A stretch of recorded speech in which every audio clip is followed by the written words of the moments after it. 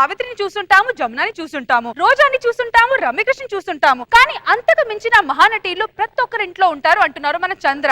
ఇంతకీ ఆ మహానటి కథ ఏంటో తెలియాలంటే let's welcome Chammak Chandra along with Steve.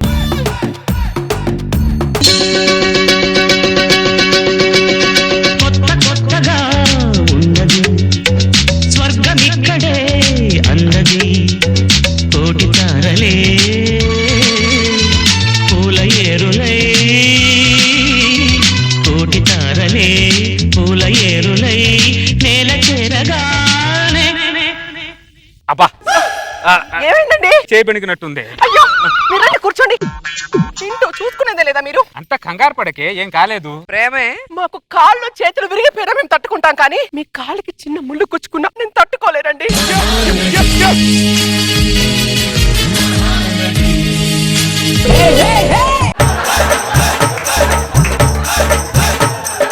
కాళ్ళకు ముళ్ళు గుచ్చుకుంటే తట్టుకోలేరా? అసలు గుండెలో గుణపం గుచ్చేదే మీరు కదని. ప్రపంచంలో మీకన్నా పెద్ద ముళ్ళు ఇంకేమైనా ఉంటదానే? ఉంటదానే అని అడుగుతున్నా. ఇదిగోండి మీకోసం వేడి వేడిగా జీడిపప్పు ఉప్మా చేశాను, తినండి. సరే, ఇంత మొత్తం నా కోసం వేసుకోవచ్చు, నీకోసం ఏమైనా ఉందా లేదా? మీ కడుపు నిండితే నా కడుపు నిండినట్లే. నా కడుపు నిండితే నీ కడుపు నిండినట్ట. మేము తిండి కోసం బతకట్లేదండి, నా మొగుడు కోసం బతుకుతున్నా నేను.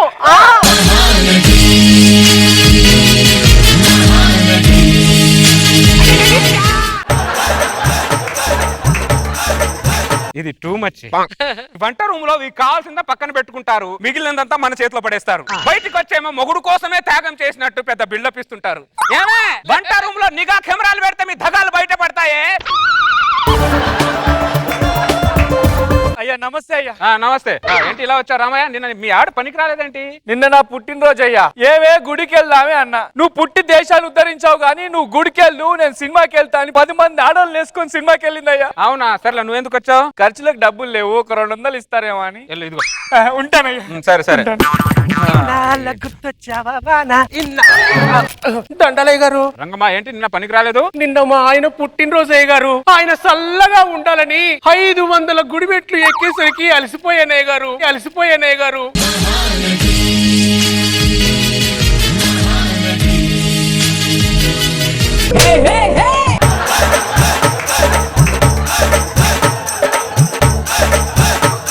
వాళ్ళ ఆయన వచ్చి ఏం చెప్పాడు, తర్వాత ఇది వచ్చి ఏం చెప్పింది? మగాళ్ళు అబద్ధాలు చెప్తారండి. మేడం మీకు దండం పెడతాం, నటించండి, కానీ నటరాజే కంగారు పడేలా నటించకండి.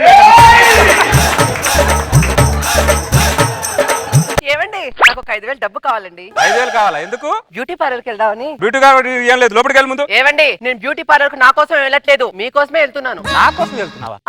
పలానా దేవిశ్రీ ప్రసాద్ భార్య అందంగా తయారైందంటే ఎవరికి గౌరవం? నువ్వు అందంగా ఉంటే నాకు గౌరవమా? మరి కాదా? మేము ఎలాగో మీరు మాకు కాపురం చేస్తారా లేదా? చేయక చేస్తామా?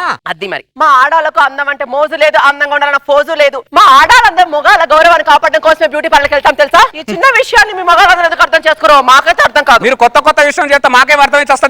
అన్ని అర్థం చేసుకోవాలండి. ఇప్పుడు రోజా గారు రోజు అందంగా తయారై అక్కడ ఆవిడ కోసం కూర్చుంటున్నారు అనుకుంటున్నారా? జబర్దస్త్ గౌరవాన్ని పెంచడం కోసం కూర్చుంటున్నారు, పక్కనే ఉన్న నాగబాబు గారి గౌరవాన్ని పెంచడం కోసం కూర్చుంటున్నారు. అంతేనా రోజా గారు?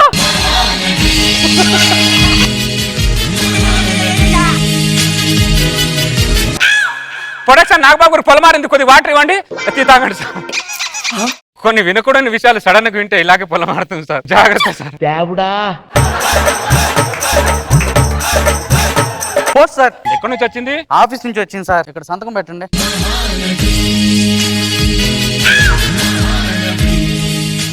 మీ ఆవిడనా? అవును సార్. ఈ రింగ్ టోన్ పెట్టుకున్నావు ఏంటి మరి? జీవితంలో ఓడిపోయిన చాలా మంది మగాళ్ళు ఈ మధ్య ఈ రింగ్ టోన్ పట్టుకుని తిరుగుతున్నారు సార్.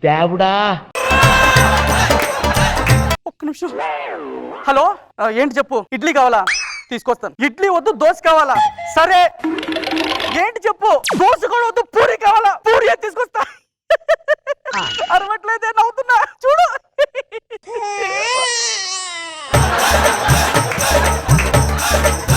ఏంటి సార్ వీళ్ళు? ఏది తినాలో క్లారిటీ ఉండదు, ఏది కావాలో క్లారిటీ ఉండదు, సెకండ్ కు అభిప్రాయాన్ని మార్చేస్తారు. ఏంటి సార్ వీళ్ళు? మొగుడిని మార్చలేరు కాబట్టి అభిప్రాయాన్ని మార్చేస్తుంటారు.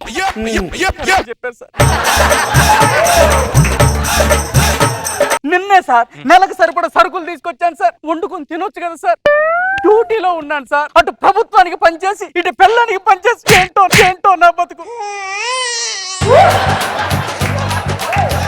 డ్యూటీ ఎగ్గొడితే జీతం కట్ చేస్తారు సార్, దీని పని ఎగ్గొడితే ఇది రాత్రి కట్ చేస్తారు సార్. అన్ని రకాలుగా ఒక మగాడే నలిగిపోవాలా సార్? రాయి మీద చేపను రుద్దినా, చేప మీద రాయిని రుద్దినా అరిగేది చేపనే. బెల్లం రాయి లాంటిది, మగుడు చేప లాంటోడు. అరిగేది మనమే, కరిగేది మనమే, చివరికి పులుసయ్యేది మనమే, పులుసయ్యేది మనమే. సార్ సార్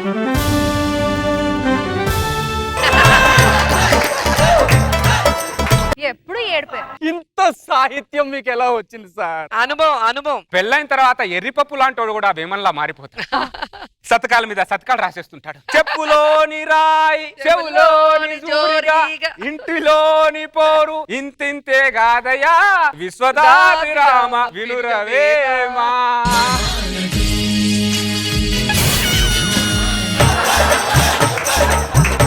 మీ ఆవిడ నీకు మళ్ళీ ఫోన్ చేసిందిరా రామా, టిఫిన్ తీసుకుని త్వరగా వెళ్ళరా మామా. వస్త్రాన్ని దారిలో ఉన్న వస్త్రాలు. అమ్మాయి అల్లుడు బాగున్నావా అల్లుడు? బావునా, తను ఏంటి సడన్ గా వచ్చావు? ఎందుకు వచ్చానంటే అల్లుడు రాత్రి నువ్వు కల్లోకి వచ్చావు అల్లుడు. నేను కల్లోకి వచ్చానా? ఆ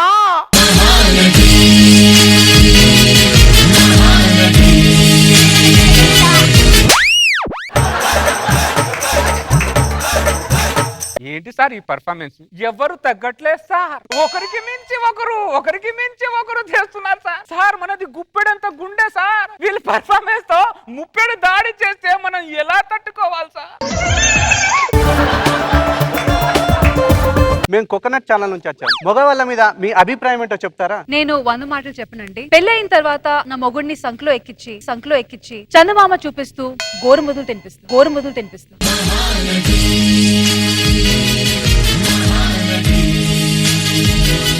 అమ్మా మహానటి మండలారా, మీరు మాకు చందమాను చూపించుకోవినా పర్లేదమ్మా, కానీ చుక్కల్ని మాత్రం చూపించకండి. మీరు మీలా ఉండండి, మమ్మల్ని మాలా ఉంచండి అంతే. ఈ ఓవర్ యాక్షన్ మొగుని సంకలు ఎత్తుకొని చందమామని చూపిస్తదంట. ఈ ఓవర్ యాక్షన్ కాకపోతే అరే ఇంకోసారి ఏంటారా?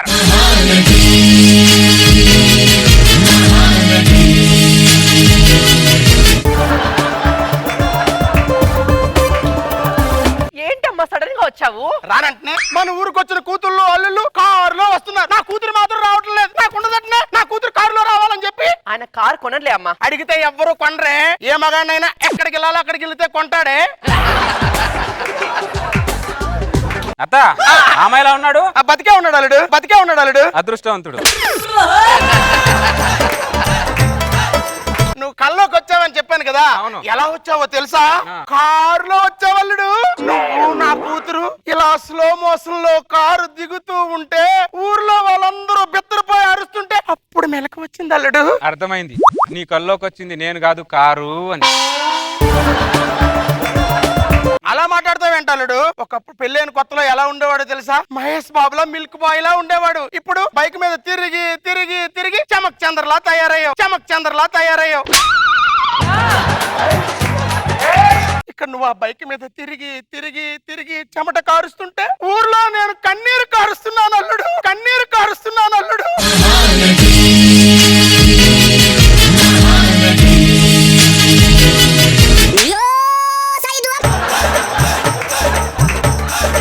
మా ఆయన రోజు బైక్ మీద ఆఫీస్కి వెళ్తూ ఉంటే ఆ కాలుష్యానికి మా ఆయన ఆరోగ్యం ఎంత పాడైపోతుందో అని ఒక మూలను కూర్చొని రోజు కొమిలి ఏడుస్తాను తెలుసా నేను.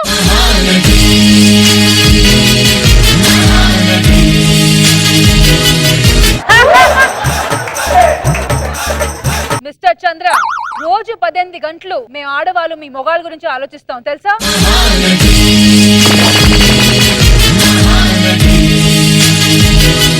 18 గంటలు ఏంటి రష్మి? ఆ పడుకున్న 6 గంటలు కూడా వాళ్ళ గురించే కదా మనం ఆలోచిస్తాం.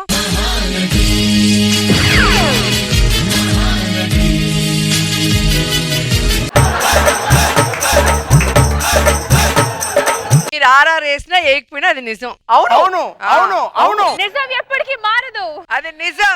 ఆర్ఆర్ వేసినా వేయకపోయినా అది నిజం. ఎందుకంటే మీరు మహా నటి మనులు కదా.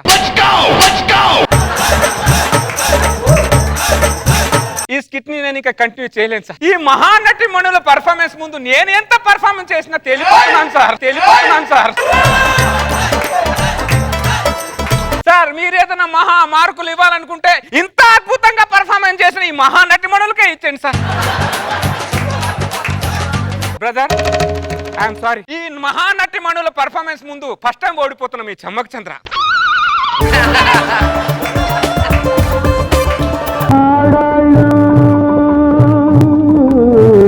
నీకు జోహార్లు ఓపిక ఒద్దిక నీ పేర్లు మీరు ఒకరికంటే ఒకరు గొప్పోళ్ళు.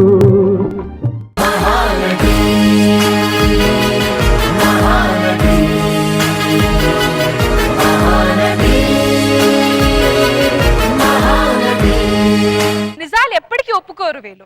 వాళ్ళు చేసే తప్పుల్ని కవర్ చేసుకోవడానికి మనం మహానటులు అంట. మరి టూ మచ్. కానీ భలే కాన్సెప్ట్, భలే ఆర్ఆర్ పట్టుకున్నావు చంద్ర. స్టార్టింగ్ ఆర్ఆర్ పడగానే వినోద్ గారి మీద ఇక అర్థమైపోయింది ఎక్కడికో వెళ్ళిపోయింది స్కిట్ అని. Very nice, very nice. Thank you Roja garu. Nagababu sir నిజంగా సార్ నా కాబోయే హస్బెండ్ కోసం ఇప్పుడే నా గుండెల్లో గుడి కట్టుకున్నాను సార్.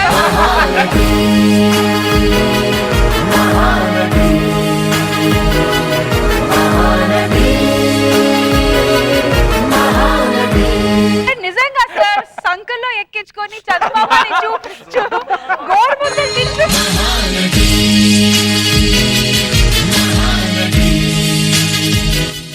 తను కూడా ఇక్కడే పక్కనే చైర్ పెట్టించుకొని కూర్చొని కళ్ళు ముందు పెట్టుకుంటాను సార్ ఎప్పటికీ.